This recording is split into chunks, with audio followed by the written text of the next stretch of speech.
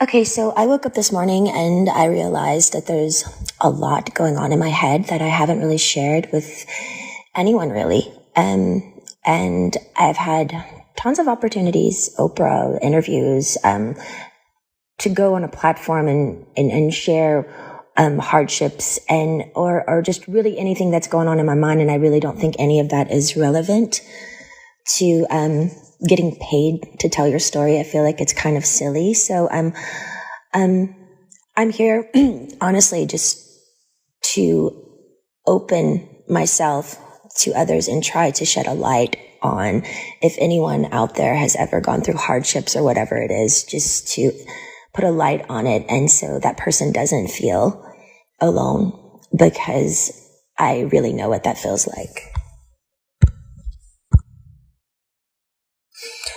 I haven't honestly shared this openly too as well, because I've always been scared of the judgment and definitely the embarrassment of the whole thing, period, and the skepticism and the cynical people of what and their opinions of what people would actually think. I do think I'm in a place now where I'm a little bit more confident that I can be willing to share openly my thoughts and what I've been through, because I haven't really had that outlet to share completely openly for so long, just scared of judgments, thoughts of other people and what they think or what they may say. And I think it's crucial for my heart and my head to be able to speak openly about it as if anyone else would. Well, the actual conservatorship actually started, I think, 15 to 16 years ago. I was 25 when it started. I was extremely young.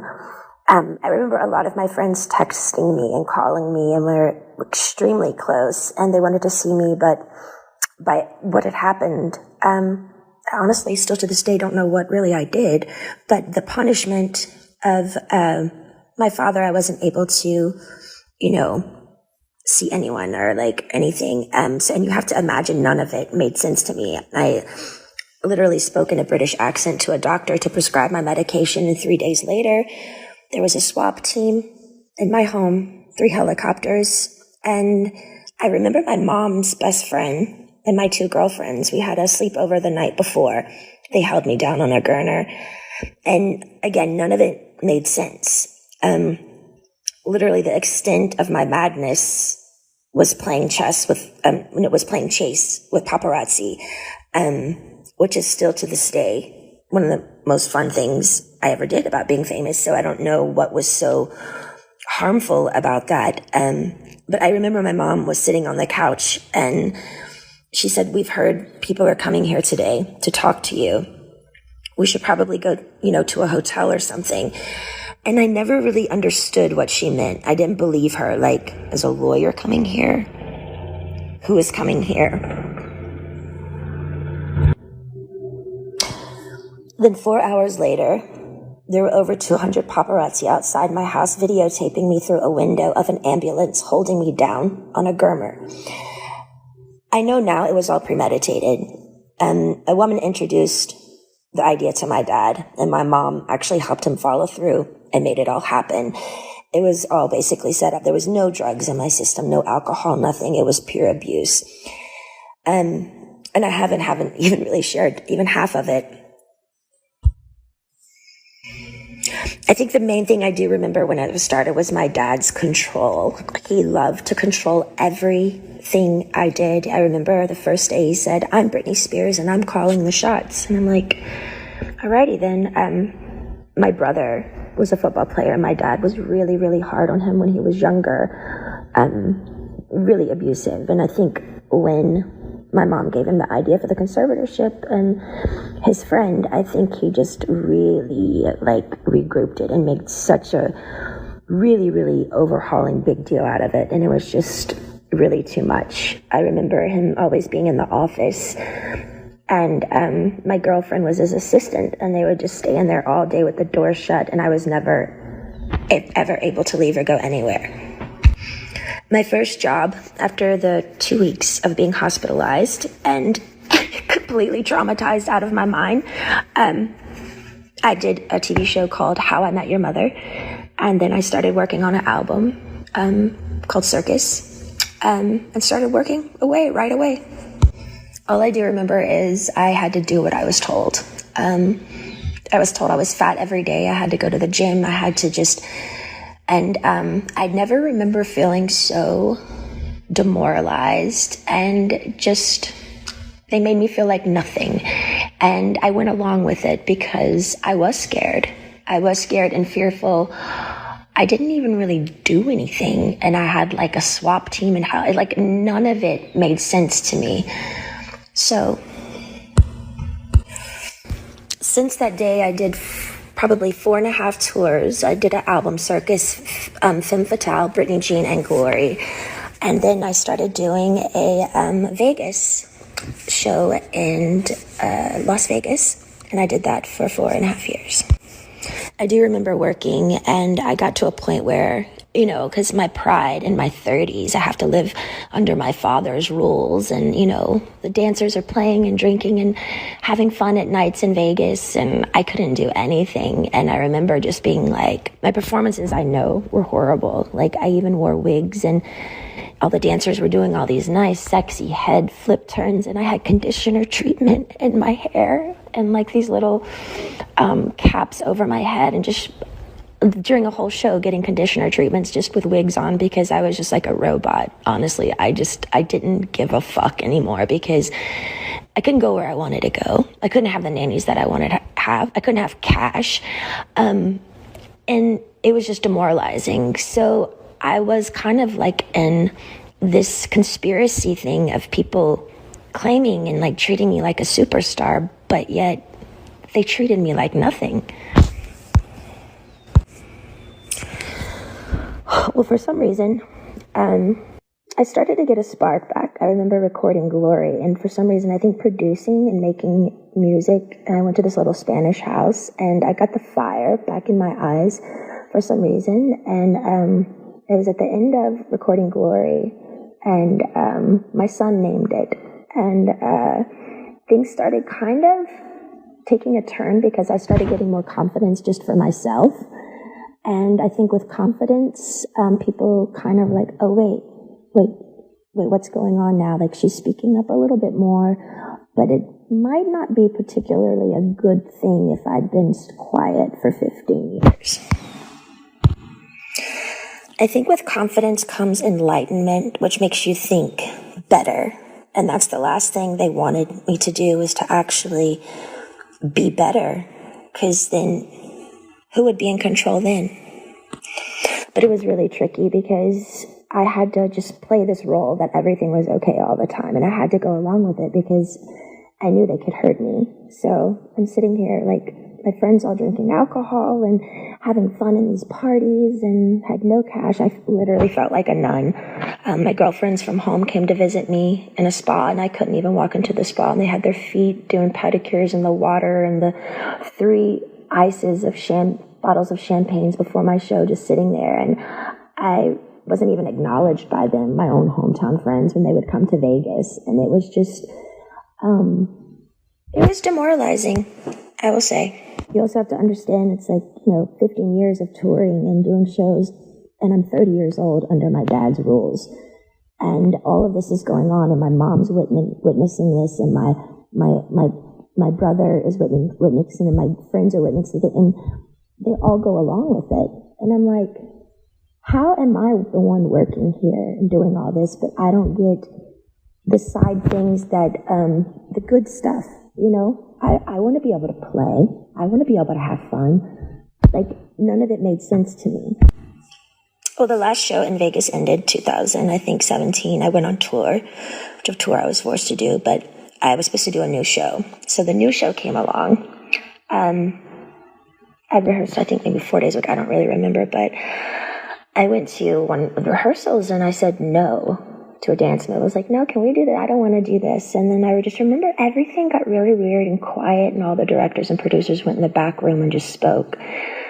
And that was it. And I was like, well, I don't know what's going on. So we all just kind of like, what happened? And then the next day I was told that I had to be sent away to a facility, and that I was supposed to say on my Instagram the reason why is because my dad is sick and I need treatment, which was, I I didn't want to ever go there. I remember my dad calling me on the phone and I was crying and I was like, why are you guys doing this? Like, what?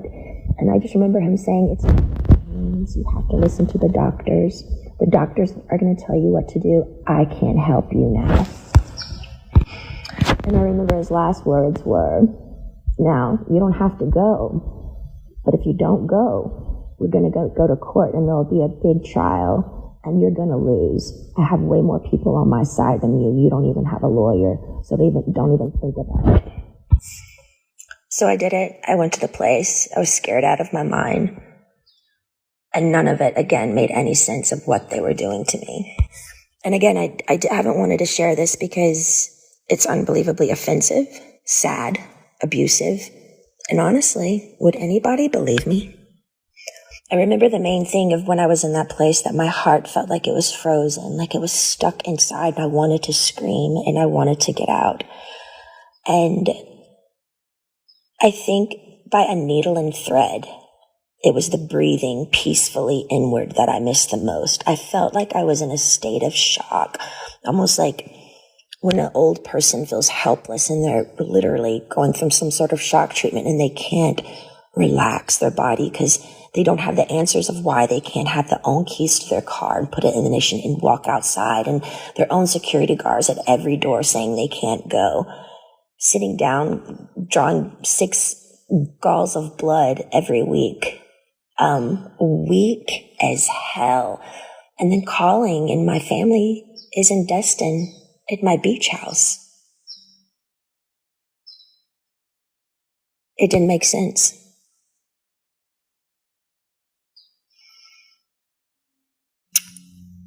The main thing I to this day, I kind of stopped believing in God at that time because I didn't know how they could have 40 people leave my house a day and me work from 8 to 6 at night.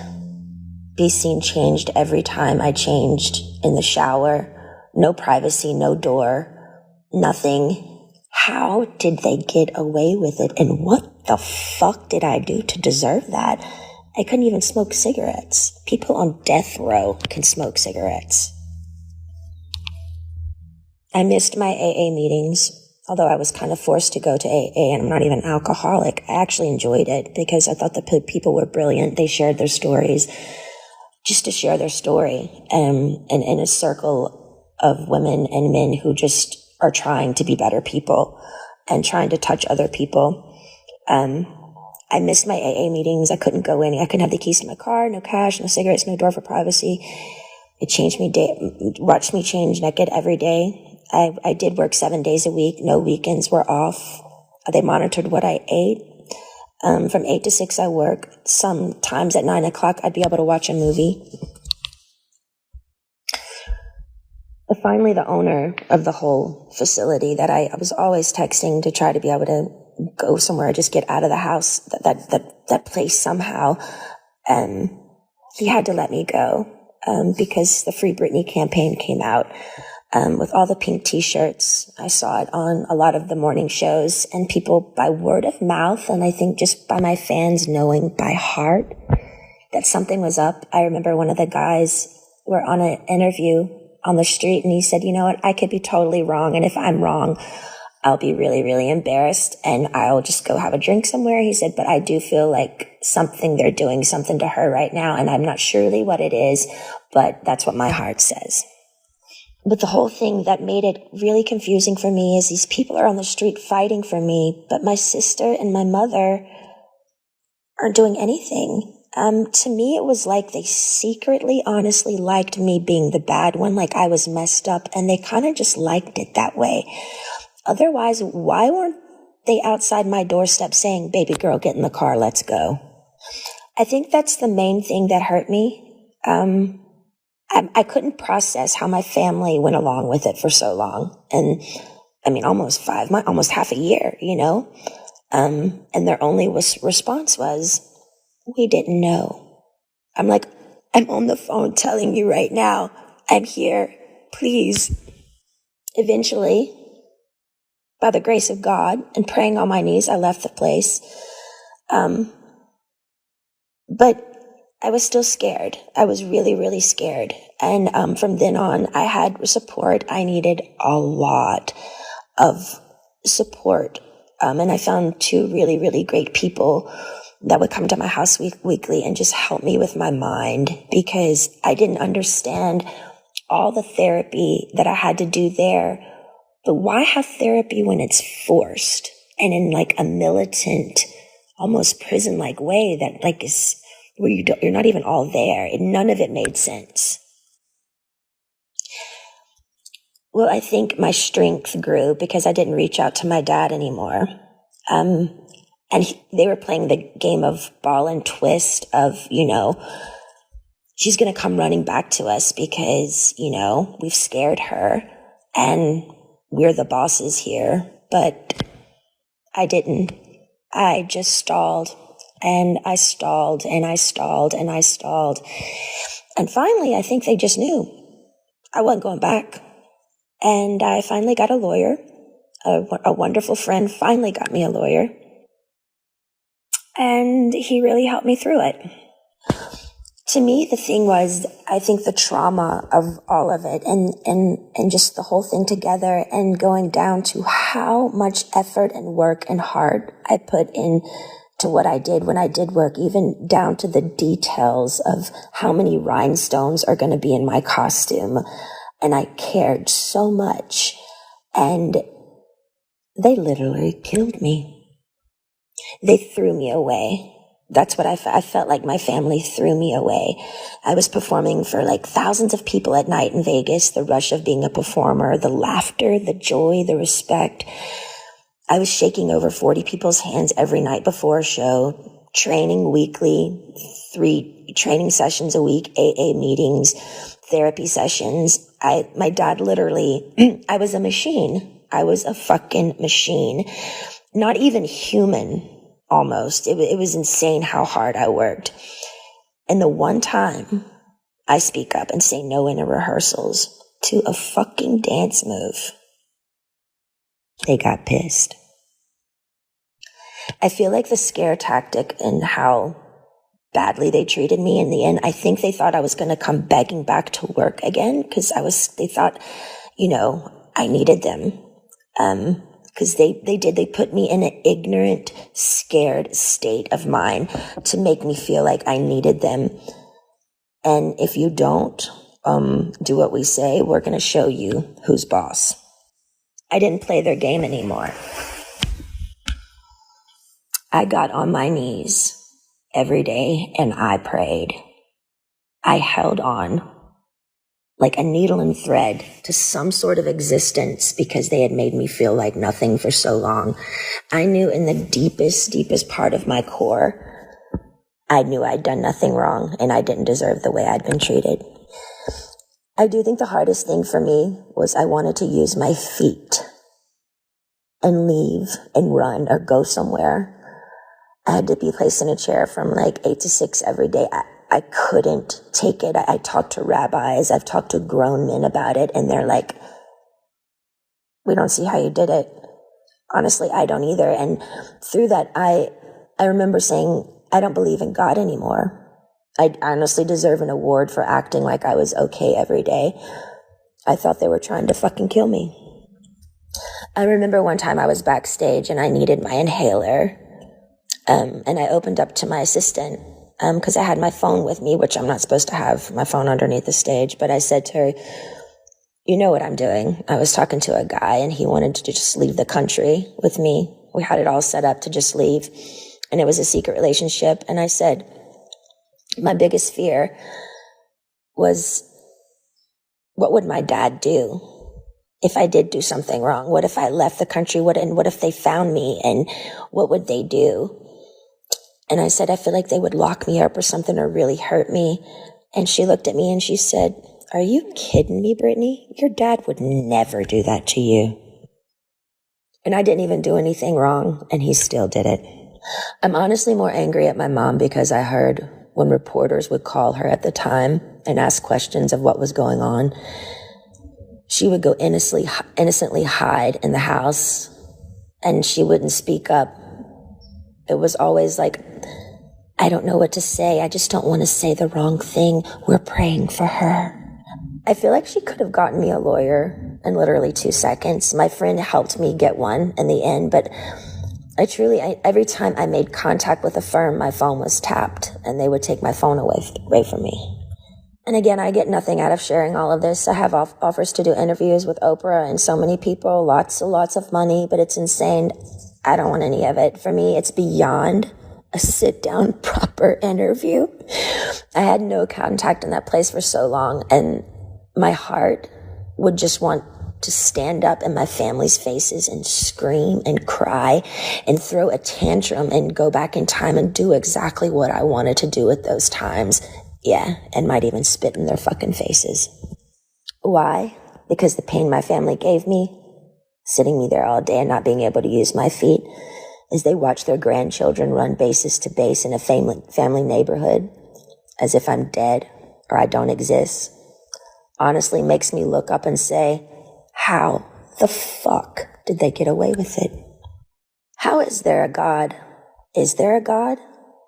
Giving 8 galls of blood weekly, not being able to stand up. I was so weak. And my family's at my beach house. I was scared, broken. I'm sharing this because I want people to know I'm only human. I do feel victimized after these experiences. And how can I mend this if I don't talk about it? I have an amazing song right now with one of the most brilliant men of our time, and I'm so grateful.